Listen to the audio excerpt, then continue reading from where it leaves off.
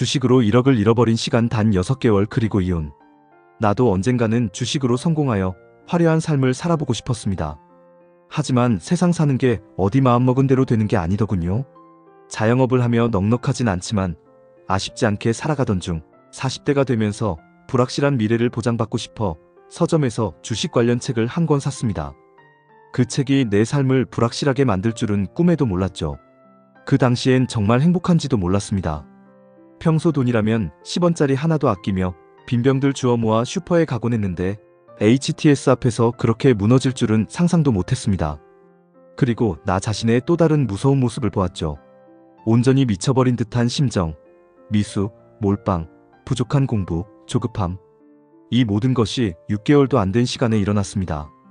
1억 원이라는 돈을 잃어버린 시간, 그리고 이혼까지 하게 되었네요.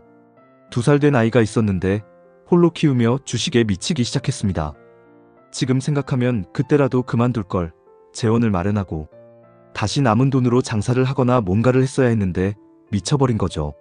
2살 된 아이는 TV 앞에서 울며 지쳐 잠이 들 때까지 나는 주식에 미치고 또 미쳤습니다.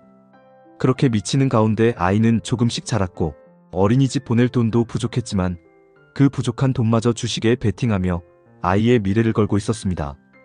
아이는 아빠와 놀아달라며 떼를 쓰고 나는 주식에 미쳐 아이에게 마우스를 집어던지기도 했습니다. 그렇게 하루를 마치면 아이는 켜져 있는 TV 앞에서 잠들어 있고 나는 후회하며 술로 밤을 지새웠습니다. 그렇게 1년이 지나갔고 종잣돈은 다 떨어졌습니다. 전기도 끊기고 가스도 끊겼죠. 잠시 정신을 차리고 주위를 둘러보니 각종 고지서와 독촉장, 널브러진 소주병들만이 남아있었습니다. 뭐가 그리도 나를 미치게 했던 걸까? 또 한 번 죄를 짓게 됩니다. 몸이 불편한 모친에게 아이를 맡기고 밤에 운전을 하러 나갔습니다. 오후 6시부터 새벽 4시까지 한 20만 원 정도 벌었던 것 같네요. 나름 정신을 차린 줄 알았는데 취업 실패의 상처는 정말 컸습니다. 몸은 만신창이가 되어 피곤했지만 아침 9시 전에 눈을 뜨고 다시 매매를 시작했습니다. 그렇게 반복하던 중 결과는 뻔했습니다. 1년 가까이 했지만 100원짜리 동전 한 장 만져볼 수 없었죠. 부모님의 건강이 더 이상 아이를 맡길 수 없을 정도로 악화되었고 결국 아이와 함께 죽기로 결심했습니다. 모든 걸 정리하며 그날이 왔을 때 나는 심한 우울증에 시달리고 있었습니다.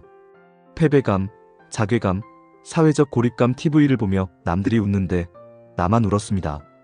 그런데 하늘이 도운 것인지 그날 우연히 친구에게서 전화가 왔습니다. 밤에 술 한잔하자. 나는 이미 세상과 작별할 준비를 하고 있었지만 계속되는 전화에 받았죠.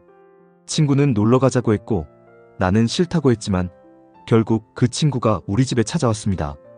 그렇게 친구와 함께 1박 2일로 놀러 갔는데 그곳에서 내 아이가 친구의 아내를 보고 엄마라고 부르는 걸 보며 나도 모르게 눈물이 흘렀습니다. 그 순간 다시 살아보자고 다짐했습니다. 그러나 현실은 녹록지 않았습니다. 주식을 그만두고 싶었지만 아이를 돌봐줄 사람이 없었고 전업을 할 수밖에 없었습니다. 빚을 내고 장애인 누나의 장애수당과 기초생활수급금까지 끌어다 베팅을 시작했습니다. 돈을 많이 벌어 부자가 되기 위해서가 아니라 당장 먹고 살기 위해서였죠. 정부 보조금으로 아이를 어린이집에 보내고 아침에는 배추, 점심은 거르고 저녁에는 라면과 소주로 연명했습니다.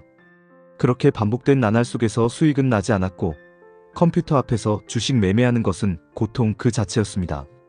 매일 반복된 손실은 나와 아이를 힘들게 했고 주말과 휴일은 더 큰 고통이었습니다. 누구에게도 내 상황을 털어놓을 수 없었고 나 자신을 위로할 수도 없었습니다. 배수진을 치기 위해 집에 있던 사시미를 책상에 두고 매매를 했죠. 어차피 한번 죽은 목숨이니 원칙에 어긋나면 이 칼로 심장을 찔러라. 이렇게 외치며 매매를 했지만 그 칼로 내 심장을 찌를 수는 없었습니다. 비겁했죠. 그 순간 알 수 없는 눈물이 흘러내렸고 그 손으로 뺨을 때리며 울었습니다. 주식에서 벗어나고 싶었지만 그 고통에서 벗어나기 위해 떠나는 것뿐이었습니다. 오늘은 5년 만에 외출을 했습니다. 정오에 햇살이 이렇게 좋은 줄 몰랐고 5년 동안 계절이 바뀌는 줄도 몰랐습니다. 많은 생각을 하게 되었죠. 지금 내 자신을 돌아보면 앞으로 살아가야 할 길이 막막합니다. 매일이 걱정이고 아이러니하게도 예전의 세상과 안녕했으면 하는 생각이 듭니다. 몸도 마음도 많이 약해졌네요. 혹시 주식에 미련이 남아있고 나와 같은 절차를 밟을 주식 초보분이 계시다면 한 번쯤 다시 생각해보라고 말하고 싶습니다. 나는 이제 주식을 하지 않을 겁니다. 그리고 어느덧 6살이 된 아들아, 미안하다. 맛있는 것도 못 사주고 친구네 아이가 입던 옷만 받아서 너에게 입혔던 거야. 속상해하지 마라. 어머니, 누님 죄송합니다.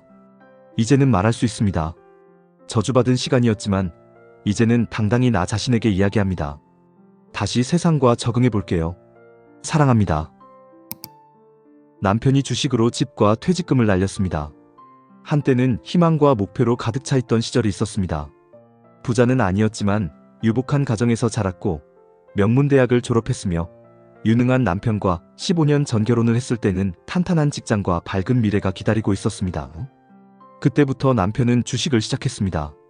제가 급하게 하지 말고 천천히 하라고 몇 번을 당부했던 탓인지 그는 무리하지 않고 조금씩 수익을 올렸습니다. 물론 비자금은 감추었지만 나름대로 항상 남는 수익으로 생활비를 챙겨주곤 했습니다. 하지만 시간이 지나면서 주식으로 번 수익의 원금 반 이상이 사라졌습니다. 그때 남편이 주식을 접었더라면 지금쯤 편하게 살고 있을 텐데요. 당시 원금이라도 남아있었기 때문에 남에게 빌린 돈도 아니고 집을 담보로 대출받은 돈도 아니었습니다. 주식이 아니더라도 다른 일을 충분히 할 수 있었던 상황이었죠. 주가가 폭락한 뒤 남편은 주식을 매도하고 한참이 지나서야 진지하게 의논을 했습니다. 지금이 정말로 투자를 해야 할 때야. 종합지수가 너무 많이 떨어진 상태에서 우리가 승부를 걸어야 해. 그렇게 말하던 남편의 모습에서 한때 잘 나가던 그의 모습이 떠올랐고 그의 의지를 보며 그렇게 하기로 했습니다. 그렇게 주식으로 많은 돈을 벌어들였습니다. 이렇게 쉽게 많은 돈을 벌 수 있다는 생각이 들 정도로 바닥에서 매수한 주식들이 승승장구하며 올라갔습니다. 그때 매수한 주식들을 지금도 가지고 있었다면 정말 큰 돈을 벌었을 텐데요. 주식으로 번 돈으로 아파트도 장만했고 그때가 정말 행복했던 순간들이었습니다. 하지만 몇 년이 지나면서 남편의 행동이 조금씩 이상해졌습니다. 평소 화를 잘 내지 않던 사람이 사소한 일에 쉽게 화를 내고 한숨을 쉬는 일이 잦아졌습니다. 얼굴만 봐도 무슨 일인지 알 수 있을 정도로 그의 표정이 어두워졌죠. 결국 그 이유를 알아냈을 때 하늘이 무너지는 듯한 충격을 받았습니다. 남편은 주식 대신 선물 옵션에 투자하고 있었습니다. 한번 크게 벌어 평생 편안하게 살려는 생각으로 크게 투자했지만 오히려 큰 손실을 보게 되었고 그 빚을 갚기 위해 집을 팔아야 하는 상황에 이르렀습니다. 어쩔 수 없이 집을 팔고 애들 교육비까지 줄여가며 빚을 갚았습니다. 그때 판 집이 지금은 엄청나게 오른 것을 보며 속이 타들어갔지만 다시 시작하려면 빚부터 없애야 한다는 생각에 모든 것을 정리했습니다. 매일매일 정성스럽게 가꾸던 집을 떠날 때는 눈물이 멈추지 않았습니다. 모든 빚을 청산하고 전세도 못 가고 월세로 옮겼지만 적어도 빚은 없다는 사실 하나로 위안을 삼았습니다.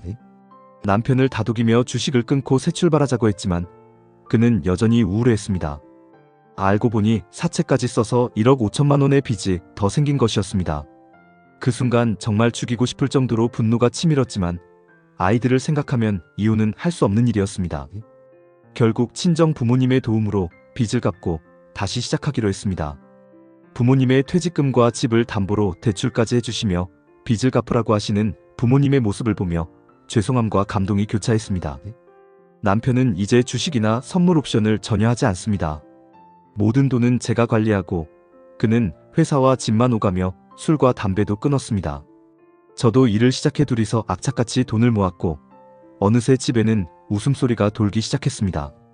월세방에서 가족이 함께 웃는 시간을 보낼 때면 이유 없는 눈물이 흘러내렸습니다. 남편은 아무 말 없이 저를 감싸주며 고맙다고만 했죠.